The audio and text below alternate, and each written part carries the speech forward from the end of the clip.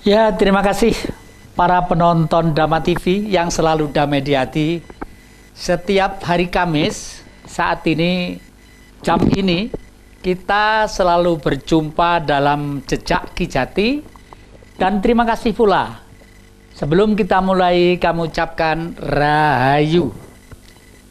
Demikian juga semoga Sang Maha Pengasih lagi penyayang, Sang Maha Pemurah, memberikan rahmat hidayat kepada kita semuanya.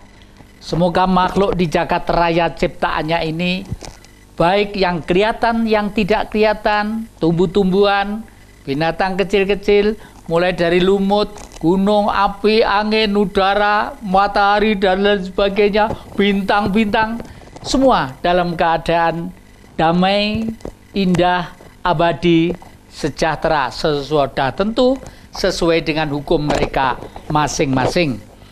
Penonton Dhamma TV yang kami muliakan, dalam Kamis ini kami akan mencoba untuk merajut pelan-pelan, bahasanya pelan-pelan, tentang kearifan lokal, ya. Mungkin memang kata-kata ini sudah hampir seperti segojangan, ya.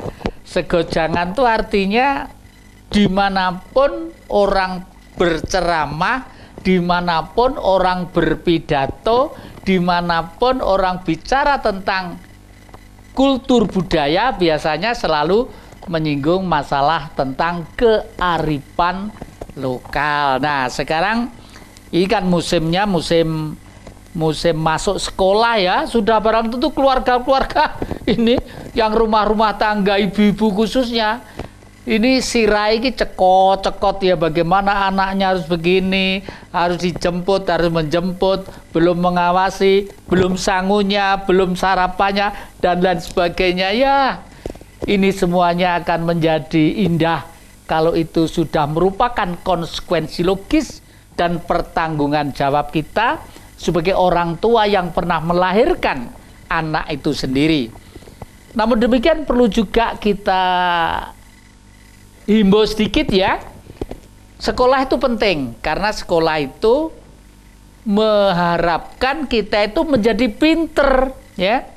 Mulai dari TK kecil, TK besar, sekolah dasar, sekolah menengah pertama, sekolah menengah atas, sampai perguruan tinggi dan lain sebagainya. Tapi ingat, sekolah punya ijazah tidak jaminan kalau hidup itu sukses.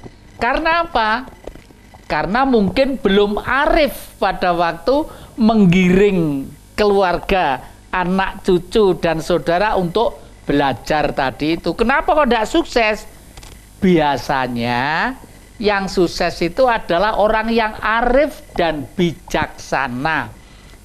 Orang pinter di negeri ini banyak, ya, karena banyak sarjana-sarjana, wah, berserakan apalagi sekarang ini boleh dikata kita itu oper tentang kesarjanaan, tetapi mencetak orang yang cerdas itulah yang sangat sulit. Nah, makanya ibu-ibu, bapak-bapak, di samping putra-putranya digiring untuk belajar, biar ilmu pengetahuannya tinggi, ya, biar wawasan pikirannya tinggi atau pinter, tapi yang lebih dari itu melatih anak, melatih generasi untuk menjadi manusia yang cerdas. Nah, apa bedanya cerdas dan pinter? Nah, mari kita kupas pelan-pelan, ya, pelan-pelan aja, nggak usah tergesa-gesa.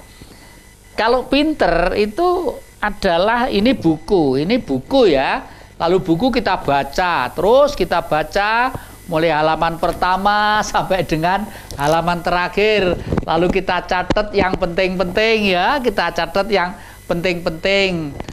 Terus, tetapi kalau hanya sekedar memindah tulisan ke pikiran, itu belum tentu kalau menjadi manusia cerdas. Dulu pernah kami singgung, ya, di Malang dulu di dekat kantor PLN ada orang tukang tambal ban sepeda pancal, loh, ya. Ini namanya sekarang tuh menjadi tokoh konglomerat nasional dan Asia besar sekali. tokoh konglomerat kelas nasional dan Asia yang besar sekali. Bahkan sudah disejajarkan dengan tokoh pengusaha yang kelasnya internasional. Padahal ya, sekolahnya itu waduh SD nggak nyampe. Maklum, zaman Belanda, zaman Jepang, SD aja nggak nyampe. Oh, itulah sebabnya. Lalu bagaimana cara kita menggiring generasi untuk anak yang cerdas? Nah, ini biasanya dimulai dari lokal. Oleh karena itu kita bicara tentang kearifan lokal. Arif itu apa? Orang yang arif itu, orang tua menamakan seseorang namanya Arif ya. Kakek ini temennya yang namanya Arif banyak, ponaan kakek namanya Arif banyak, teman saya yang sering main WA namanya Arif ya banyak. Pasti orang tua itu mengharapkan si anak itu menjadi anak yang cerdas, kreatif, dan biasanya dilandasi oleh hebat pada orang tua kita tuh, hebat lah. Arif itu adalah orang yang cerdas, kreatif, berbudi luhur ya. Cerdas, kreatif, berbudi luhur. Cerdas itu menyangkut masalah pikiran. Pikirannya cerdas. Kalau pikiran cerdas itu misalnya ya, dulu kakek pernah cerita ya anak-anak ya. Misalnya sebatang kayu atau belabak seperti ini misalnya papan ya dari kayu. Lalu kotor ada di tepi jalan gitu misalnya. Orang liwat. Kalau pikirannya pikiran tidak cerdas, paling diambil untuk ganjel meja, untuk dipecahi lagi, untuk sugo geni atau untuk apa gitu ya. Tetapi kalau pikirannya cerdas, punya inisiatif, cerdas kelas A, kelas B, kelas C. Cerdas kelas A ditaruh di rumah, dibersihkan supaya bersih, lalu yang kurang rapi dirapikan, lalu mungkin dikasih foto, dilubangi, dibor untuk nempelkan foto di tembok. Fungsinya apa? Supaya tidak lembab. Itu kelas A. Yang kelas B agak tinggi lagi ya. Misalnya, ini kalau orang Bali ya, ini kakek baru keliling dari daerah Bali sana ya. Ini diukir, semakin cantik ukirannya, semakin indah dan semakin karya seninya tinggi. Mungkin papan segini itu loh, nak, cucu, bisa laku ratusan, ribuan atau mungkin 1 juta lebih bisa. Itu apa? Ya karena otak ya. Untuk itu harus membiasakan diri, melatih diri dari lingkungan. Lingkungan yang terdekat apa? Pribadi ya. Loh, pribadi kok lingkungan? Iya toh, lingkungan awak iki ana kaki, ana driji, ana dengkul, ana pupu, ana udel, ana perut, ana kelek, ana bangkean ya. Itu dipelihara yang baik. Karena apa? Misalnya bergaul terus kebetulan keringet yang di sini itu kelek, ini baunya tidak enak. Ya kalau bisnis orang ya cepet pulang ya. Kalau tidak jagongan orangnya ndang ngalih, bisnisnya durung tutup, petongnya durung tutup, wonge nangis, wonge ngalih, hanya gara-gara baunya mungkin kurang sedap. Wah, nah kalau begitu kan kayak butuh duit toh kayak. Untuk apa? Untuk beli ini. Itu kan mahal toh kayak. Beli sabun untuk mandi aja jarang ada. Lah, leluhur kita dengan kearifan lokal itu caranya banyak. Apa? Daun luntas ya.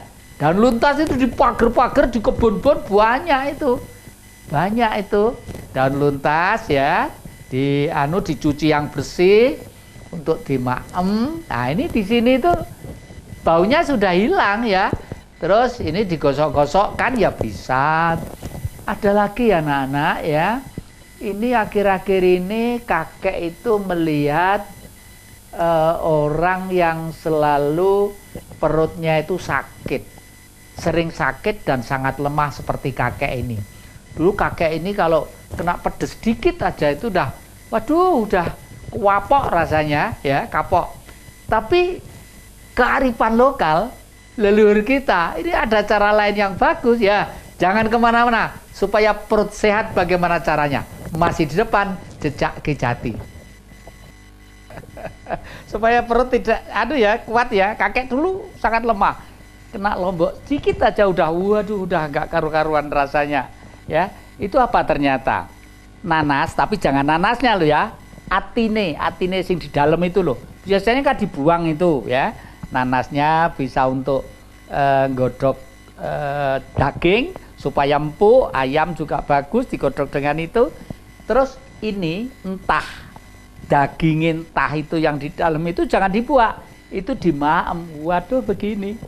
Malah kemarin saya lihat waktu di Bali, ternyata daun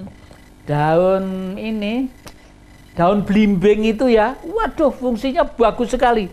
Daun belimbing itu setelah dicuci, dimasak sama ayam, sama untuk sayur, dikerawu, waduh untuk ikan, dicampur ikan laut itu ternyata juga enak banget gitu loh ya. Nah ini lokal tubuh dibiasakan ditata ya, supaya enak.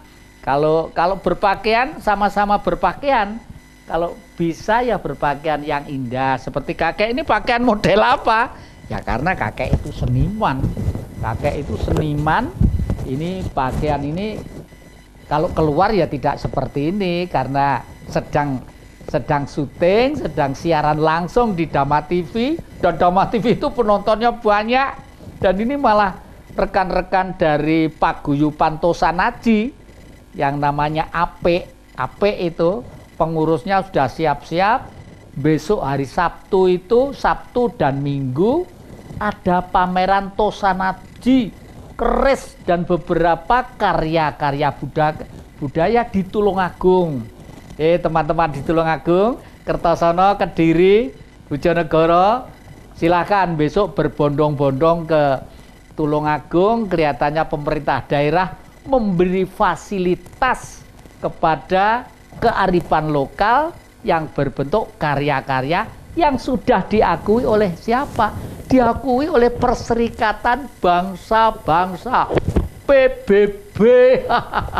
Tempatnya di New York sana, itu ngakui bahwa bangsa keris, tombak, atau pedang yang berpamor, semuanya itu sudah merupakan produk lokal tetapi milik nasional yang diakui internasional. Nah, coba sampai kalau adik-adik tahu, pergi ke Eropa sana ya, di Leiden, di Inggris, yang namanya pusaka Indonesia buatan leluhur kita disimpan rapi, bagus, dan dijaga ketat. Karena apa? Tahu fungsinya. Fungsinya untuk apa? Bahwa Tosanaji ya, yang terbuat dari mineral sejenis besi dan batu meteor itu mampu menyimpan energi. Namanya saja energi, mesti kekuatan. Kekuatan apa? Yang mempengaruhi lingkungan. Kalau empunya besar, empu yang kelas wahid, biasanya pusaka itu untuk menjaga kepentingan negara dan nasional. Coba saudara-saudara kita dari Madura, dari Banyuwangi, dari Singosari, semua adalah karya-karyanya bagus. Dan nenek sayang tadi kakek itu ketinggalan ya. Kemarin kakek dapat keris setengah meter, kinatah emas 23 karat, cantik sekali gitu. Besok juga mungkin saya berikut pameran di sana supaya apa? Supaya yang hadir bangga bahwa anak cucu merupakan satu penerus yang akan menjaga budaya dan kewibawaan bangsa kita. Nah, jadi apalagi sekarang ini ya, anak-anak ya, ibu-ibu tolong yang putra-putranya, bapak-bapak yang putra-putranya masih sekolah dasar maksimal sampai SMP, tolong kurangi ya, kurangi cara menggunakan alat-alat seperti ini ya. Karena apa? Alat-alat seperti ini memang perlu ya, memang perlu karena sudah zamannya. Tetapi kalau sudah terjebak oleh alat ini, nanti males bekerja, rumahnya kotor, ngantuk sembangkong ya goro-goro malamnya semuanya terus gak tahu leren ya toh. Itu tidak bagus. Bagaimanapun ini penting, tapi hati-hati, jam-jamnya jam tertentu. Pada waktu kakek keliling di Bali kemarin ya, orang barat itu kan banyak di sana yang pada masuk menjadi turis nonton kearifan lokal di Bali. Nah, saya cermati mereka yang anak-anak diajak orang tuanya yang umurnya itu masih kira-kira sekitar 5, 7, 10 tahun, jarang yang memegang ini, jarang. Orang barat umumnya kalau makan gitu diajak rembukan, makan bareng, berbicara yang mungkin perlu apa. Begitu anaknya kemarin itu ya sudah agak besar sebenarnya itu, makan sambil gini, udah langsung dimarah, dibentak sama orang tuanya. Itu bagus ya, bagus sekali karena teknologi itu penting, tetapi akan menjadi halangan untuk kita, akan menjadi penghalang dan menjajah kita kalau kita tidak mempunyai tata cara untuk penggunaannya. Kakek pun udah tua ya, kakek tua 75 tahun, nggak tua bagaimana, main gini masih sregep ya. Karena apa? Persaudaraan perlu ya. Tetapi ya itu, kalau kira-kira yang cuma jagongan, cuma apalagi kalau sudah kemasukan hal-hal yang menuju pada perpecahan, lebih baik delete ya, dihapus. Soalnya seperti akhir-akhir ini lewat begini ini, kadang-kadang ada peristiwa ya, yang kira-kira peristiwa itu sekitar tahun 80-an, tahun berapa gitu, disebarkan kembali. Anehnya ada tulisan, diterima kabar yang sangat urgen, kemarin malam terjadi peristiwa seperti ini. Orang tawuran, orang membunuh, orang gepu-gepuan. Setelah saya nggak segera kaget gitu itu ya. Karena apa? Dicek dulu. Setelah saya tanya ke sana kemari, itu ternyata peristiwa sekitar tahun 80-an. Disebarkan sekarang seakan-akan berita itu kemarin sore. Nah, ini namanya hoak atau apa-apa ya itu ya. Dan ini anehnya, dari negara tetangga yang terdekat dengan kita, di pulau di utaranya Sulawesi sana, agak ke sana lagi, Ternate ke sana lagi. Konon loh ya, konon dari sanalah Indonesia itu akan dikerjain, digiarap terus karena mereka punya target.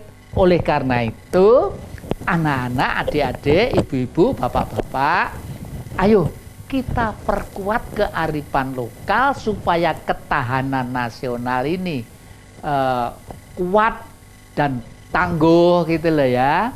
Karena era sekarang ini kalau saya cermati, penjajahan lewat begini itu sangat efektif. Bagaimana tidak efektif? Wong tidak ada gerakan, tidak ada permusuhan, seakan-akan ada. Kalau orang tidak kuat imannya, kalau tidak kuat pendiriannya, pasti terpengaruh. Apalagi kalau sudah kudung berbaju agama. Gawat ini ya, hati-hati. Dan sekarang kelihatannya dengan baju agama itulah seakan-akan Indonesia itu sudah anti-Islam. Ini kan kata-kata aduh, piye yo? Sebenarnya kelihatannya sepele, tapi gawat ini. Karena apa?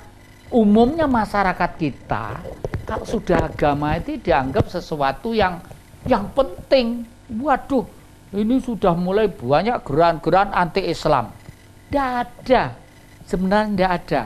Kalau ento ada itu adalah kelompok-kelompok kecil yang terjebak oleh hoak-hoak, oleh tipuan-tipuan, oleh provokasi-provokasi yang memang ada maksud-maksud tertentu supaya kita itu tidak tenang. Wes golek duwe angel, zamane zaman saya rame, orang ngewangi membantu supaya kita itu guyub rukun dan lain sebagainya, tapi malah disebari hoak-hoak yang bersifat mengadu domba. Nah, kemarin saya dilihat ada gambar korp ya, diajar. Waduh, aku melok muntap gitu loh. Tapi ternyata itu peristiwa lama. Mungkin peristiwa sekitar tahun 82 atau apa itu terjadi di sebelah timur sana lah. Oleh karena itu, kakek itu akhir-akhir ini punya PR ya, dulu sudah saya umumkan, akan menghidupkan kearifan lokal. Kearifan lokal itu ada di kerajaan-kerajaan, ada di desa-desa, di dusun-dusun, di pelosok-pelosok itu ya. Itu pasti bagus. Karena apa? Kearifan lokal itu biasanya hidupnya itu selalu gotong royong, ya kan? Gotong royong, coba di kota aja sekarang. Di kota itu yang gotong royong ada itu sekarang itu ya cuma kota, tapi yang masuk-masuk ke agak ke pelosok-pelosok masih rukun. Misalnya di kampung berwarna itu ya, kampung biru ngisor jembatan Buk Gluduk itu. Lalu di Sukun gang berapa itu, di Sukun atau di Ngaglik gang berapa itu, atau Celaket gang berapa, gotong royong masih ada. Di sini di RW dekat sini Pak Insinyur Bambang Rianto yang membuat kampung hijau itu, gotong royongnya juga boleh ya ta? Sudah lumayan lah. Itulah karena gotong royong itu orisinil jiwa dan karakter kearifan lokal yang ada di Indonesia atau Nusantara ini pada umumnya ya. Karena kemarin kita hampir saja di dalam media-media itu, media elektronik maksud saya, kalau surat kabar itu sudah selektif ya, karena wartawan itu ada beberapa tipe. Wartawan yang menulis di lembaran surat kabar, ada harian, ada mingguan, ada bulanan. Lalu ada wartawan yang bergerak di bidang elektronik. Kayak Mas Dadang tuh wartawan bergerak di bidang elektronik dengan adik-adik di Damai TV ini. Itu lebih sulit loh, jangan dianggap enteng. Karena apa? Sesuatu yang sudah disiarkan dengan suara wajah yang dijelaskan itu akan menimbulkan dampak cepat reaksinya. Kalau salah ngomong, salah mengartikan, salah memprediksi, salah ngitung, bisa fatal. Itu sulit. Baik di RRI, siaran yang hanya suara saja, didengar saja. Lalu dengan televisi itu lebih sulit, televisi itu. Karena gambarnya ada, lalu suaranya ada. Reaksinya cepat. Tapi kalau surat kabar misalnya sekarang diberitakan ya, lalu kebetulan keliru, lalu yang diberitakan merasa tidak senang atas pemberitaan itu kode etik jurnalistik ya, minimal bisa disempurnakan untuk penerbitan yang lainnya ya. Jadi Mbah ini ngomong gini, apalagi siaran langsung, waduh, cekot, karena antara bibir, pikiran, angan-angan itu harus satu begini, harus sinkron.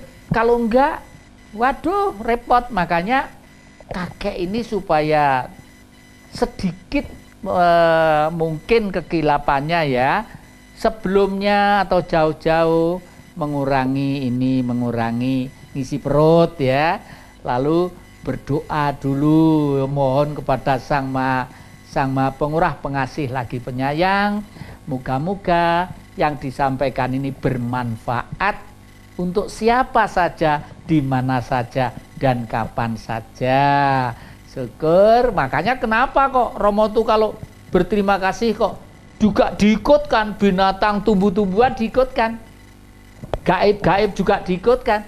Karena itu kadang-kadang jangan dianggap gaib itu tidak ada, gaib itu ada. Kalau gaib itu sering kita abaikan, mungkin suatu saat bisa juga ganggu bibirnya kakek ini ngomong salah, keliru, merugikan orang lain, membuat perasaan orang lain menjadi kecewa. Makanya harus tanggap.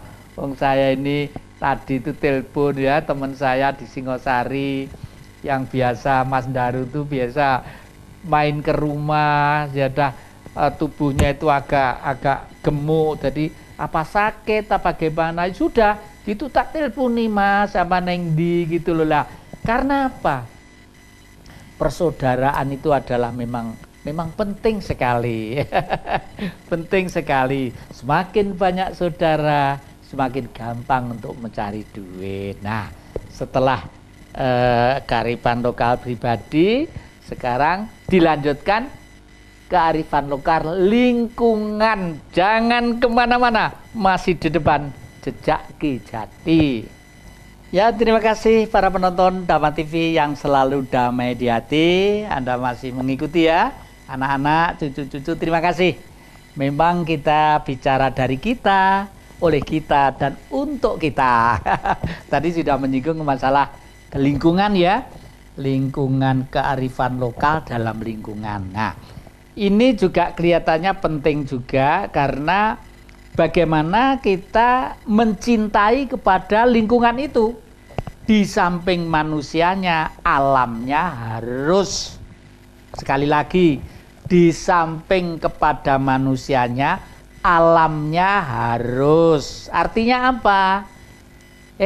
Siapa tahu misalnya dalam satu lingkungan ada yang apa? Ada yang lulusan fakultas pertanian misalnya. Ya sudah, lingkungan itu kalau mungkin enaknya ditanami apa ya, pohon apa ya, seperti tadi yang kami contohkan Insinyur Bambang Irianto tadi ya di Glintung situ ya. Mungkin kalau lingkungannya itu baik untuk karamba ikan, tanami karamba ikan. Seperti saya dengar sekarang Mas Kolik sama Mas Joni di Tunggul Wulung sana, itu karena lingkungannya itu banyak lingkungan pedesaan, meskipun kota yang masih membutuhkan tambahan-tambahan penghasilan, karena masyarakat kiri kanan sana itu pandai membuat kue dan jajan dan masakan keliling itu ya, dibuka di tempat sebelah tepi jalan ada lahan nganggur gitu. Di situ setiap hari Sabtu, hari Minggu atau apa gitu ada yang jualan gini ya, diumumkan pelan-pelan, lama-lama menjadi rame lah. Itu artinya peka terhadap lingkungan ya, lingkungan kearifan lokal, lingkungan sesuai daerah setempat sana. Mungkin daerah-daerah yang lain juga sudah seperti itu. Lalu lingkungan yang agak meluas adalah lingkungan dalam tingkat kabupaten misalnya. Kabupaten dengan kota itu lain. Kalau kota ini adalah umumnya orang-orang yang hidup dalam dunia yang sudah bersandingan dengan dunia modern ya. Ada parabola, ada, meskipun parabola di mana-mana sekarang sudah ada. Seperti orang Kertosono, orang di barat sana, dan orang bisa menangkap Dhamma TV ini ya karena parabola sudah siap, dan mereka semakin lama semakin senang loh. Kenapa? Karena kita tidak akan menyiarkan berita-berita yang menyusahkan, cenderung untuk orang menjadi miris. Tidak, orang menjadi takut, bahkan kadang-kadang menimbulkan suatu berita justru membuat inisiatif anak-anak muda, ibu-ibu atau bapak-bapak timbul suatu sikap kejiwaan yang kira-kira tidak seharusnya ya, itu ya. Jadi kearifan lokal misalnya kita di daerah Kabupaten Malang, Kabupaten Malang itu menurut catatan geografis dan sejarah adalah daerah kabupaten yang banyak berserakan candi-candi di mana-mana. Paling banyak. Nah ini mesti ada sebabnya ini. Kenapa? Kok candinya paling banyak? Pasti orang di daerah Malang Raya, lereng Arjuna sebelah timur itu adalah orang-orang satu, inisiatifnya cerdas, dua, berbudi luhur, ketiga, ilmu pengetahuannya mesti ada. Kenapa cerdas? Karena candi-candi yang kita lihat di Kabupaten dan Kota Malang ini merupakan candi-candi kuno yang mempunyai arti-arti yang menjunjung nama baik leluhur, ya. Misalnya Kidal itu adalah persembahan dari Hanusopati, ya, terhadap leluhurnya, dipersembahkan di sana membuat candi itu. Lalu ada candi Singosari, ada Dworopolo II itu di daerah Singosari itu. Setelah candi ada Dworopolo, Dwo itu dua, Polo itu adalah apa yang lahir pada waktu itu. Dulu pernah saya ceritakan, ya, besok mas-mas Dama TV kameranya biar ngambil di sana, besok kalau sudah gambarnya ada di sini saya tak cerita tentang itu. Apa itu? Ternyata anak-anak lembah Arjuna bagian timur yang disebut Singhasari, ya, ini atau Malang Raya ini adalah generasi bangsa Lemuria yang gagah dan perkasa. Gagah tidak perkasa bagaimana?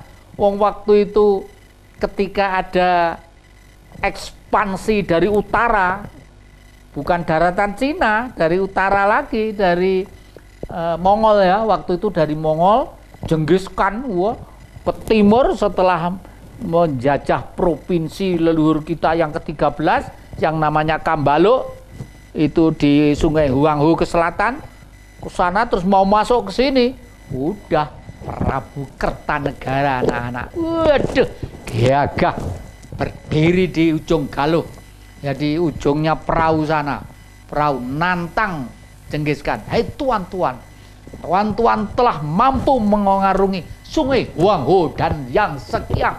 Tetapi andai kata tuan-tuan bisa mengembalikan alur Sungai Berantas kembali ke puncak Gunung Arjuna, itu lebih mudah daripada memenggal leher Prabu Kertanegara. Aduh, gitu. Jangan loyo. Jangan loyo. Negeri ini adalah negeri yang direbut semua orang. Orang Eropa pengen punya Indonesia. Orang mana-mana pengen punya Indonesia. Karena lautnya luas, hutannya banyak, tambangnya banyak. Lah inilah makanya huak-huak, gacoan-kacoan lewat begini nih tiap hari ada. Itu kalau tidak kita tidak awasi, tidak kita ketat untuk membaca dan mengertinya, waduh sudah amburadul nanti kita itu, ya. Sudahlah, bagaimanapun ya kita maklum ini akan masuk ke 2019, ya. 2019 akan ada pemilihan pemimpin Indonesia.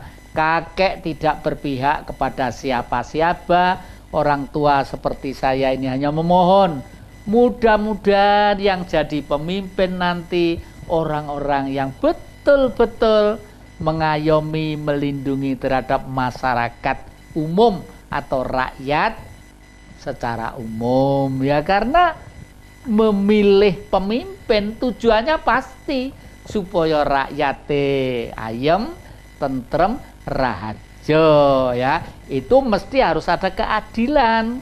Keadilan itu harus ada sistemnya. Nah, supaya keadilan itu ada, sistemnya bagaimana? Ya memakai sistem leluhur kita. Lu sudah terjamin kok. Leluhur kita itu loh caranya udah terjamin. Kan berkali-kali ya, berkali-kali saya utarakan di media ini supaya hafal. Karena di buku sudah sulit kita cari ya. Masyarakat kita kulturnya adalah gotong royong. Di dalam gotong royong itu, di situ ada religi. Religi itu adalah manusia yang percaya akan gaib, akan kekuasaan yang menciptakan. Ada yang Islam, ada yang Kristen, ada yang Katolik, ada yang Hindu, ada yang Buddha, ada yang Konghucu, ada yang cuma megang dupa, lalu begini, ada yang sedekap, ada yang meditasi, semati, macam-macam. Semua itu baik, karena ini adalah cara mereka masing-masing. Tetapi kalau sudah satu di antara yang baik itu pengen paling baik, ini berarti sudah mulai tidak baik gitu. Semua baik, tapi kalau satu ini merasa yang terbaik dan harus tertinggi, ini awal dari kehancurannya. Inilah religi. Yang satu manusiawi. Kenapa gotong royong kok manusiawi? Iya toh. Coba dulu gotong royong leluhur kita itu membangun rumah. Di desa itu sekarang masih ada. Itu rame-rame karena orang itu tidak mampu. Rame-rame ya. Ada yang membuatkan gedeknya, ada yang ngetok pring untuk tiangnya, lalu ada yang ngenam belarak. Belarak itu daun kelapa ya. Buat belarak, setelah itu dibuatkan rumah secara gotong royong dan kadang-kadang dipikul bareng-bareng. Holo bes kontol bare, no ini ayo hing. Holo bes kontol bare, no ini ayo hing. Nah, apa sekarang ada gotong royong? Sulit. Karena apa? Setiap manusia sudah individualistisnya tinggi, egonya tinggi. Karena apa? Politik secara umum kita itu sudah ada dalam politik yang liberalisasi, tapi yang kapitalistis. Liberalisasi itu adalah hidup yang ada kebebasan. Anak SD pegang HP terserah ya. Oh ini anu terserah. Ada ceramah gini-gini terserah ya toh. Ada ini terserah. Tapi situasinya liberalistik yang kapitalistik. Kapitalistis itu adalah dari kata-kata kapital. Kapital itu modal. Kapitalistis orangnya disebut kapitalis. Yang dibenci Pancasila itu. Makanya religi manusiawi dinamis. Dinamis itu mesti kerja. Orang gotong royong mesti kerja, dinamis. Nah, ini dialektika ya. Oleh karena itu, inilah yang disebut marhainisme. Jangan kemana-mana, masih di depan Jejak Kijati. Ya, terima kasih para penonton Dawan TV yang kami muliakan. Maaf ya. Kakek iki wis tuwek, sepuh, mewek. Ya, memang kalau sudah bicara tentang negeri ini, masyarakat ini, karena kakek dulu susah itu ya sudah biasa ya, masih kecil, keroyo-royo, turut hutan, ikut bapak waktu itu, terus mengalamilah semuanya. Sebenarnya cita-citanya hanya satu pada waktu merebut kemerdekaan itu. Apa cita-citanya? Ya supaya seperti pada waktu Bung Karno memproklamirkan, atas nama bangsa Indonesia, dengan ini kami nyatakan kemerdekaan Indonesia. Hal-hal lain yang belum akan dikerjakan secara sama dalam waktu dan tempo yang sesingkat-singkatnya. Lalu disusunlah Undang-Undang Dasar 45, batang tubuh dan penjelasannya. Nah, seharusnya produk undang-undang itu tidak boleh berlawanan dengan ini, gitu loh ya. Kenapa Bapak kakek tadi itu kok cerita tentang marhainisme? Karena itu teori yang paling mujarab, teori yang paling jitu, gampang diwaca, gampang diapalne, mau ngelakoni wani apa ora. Tuh, Kalau Marxisme nanti terus kabeh apa dadi wong melarat, keliru. Justru harus mencetak orang kaya. Loh apa sih Pak? Kok dadi orang kaya itu apa tidak materialistis? Kita itu hidup di surga. Coba bayangkan ya. Irian Barat atau Papua itu yang sejak dulu pengen dikuasai oleh orang lain ya toh. Makanya waktu itu tahun 65 Bung Karno dijatuhkan gara-gara menjadikan Irian itu ikut Republik anti Nederland. Maaf loh ya, kita bukan anti terhadap bangsa lain, tapi yang kita tidak senang adalah penjajahannya, penindasannya dan eksploitasinya ya toh. Yang memilih sendiri ndak ikut makan kok. Orang sana ikut makan seenaknya sendiri, padahal sudah bukan rahasia umum. Wah, di Irian di sana di Freeport mengandung uranium, mengandung emas, mengandung dan lain sebagainya, pokoknya banyak lah ya. Oke lah, bangsa-bangsa di dunia ini bukan kita berarti pengen ndak. Semua warga manusia di dunia itu adalah umat Sang Maha Kuasa. Marxisme tidak pernah membenci terhadap bangsa yang lain. Marxisme tidak mengajarkan manusia membenci kepada agama ini, agama itu, atau manusia ini, manusia itu, dan lain sebagainya. Tapi teori itu hanya membenci kepada orang yang pengen kenyang sekenyang-kenyangnya sampai udel iku minger ya. Neng buri tabungane sak pirang-pirang, tetapi bukan Marxis, tidak berjuang demi kepentingan orang yang tertindas. Nah, tertindas oleh siapa? Wong penjajahan sudah ndak ada. Tertindas oleh sistem. Sistem yang dilahirkan di MPR DPR sana, andai kata itu adalah merugikan kepentingan umum, ya ditinjau kembali, dilihat, diteropong. Kok gini? Dulu kemerdekaan kita cita-citanya tidak seperti ini. Inilah sebenarnya.